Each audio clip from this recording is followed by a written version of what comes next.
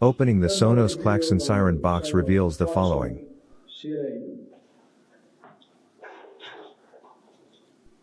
1. User Manual. 2. Siren. 3. Screw. 4. Rubber ring.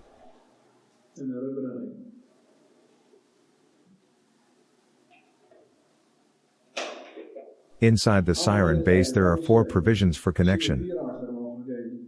The incoming life wire goes to port 3. The outgoing life wire to port 4.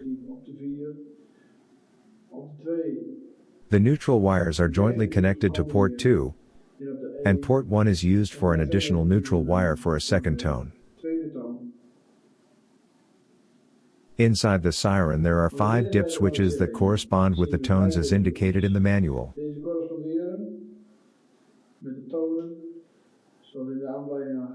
Furthermore, there is a turn switch to regulate the volume. To waterproof the siren, you put the rubber ring around the base.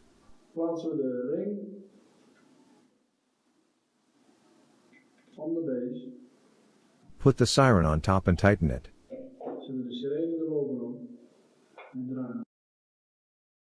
The screw can be used to secure the siren.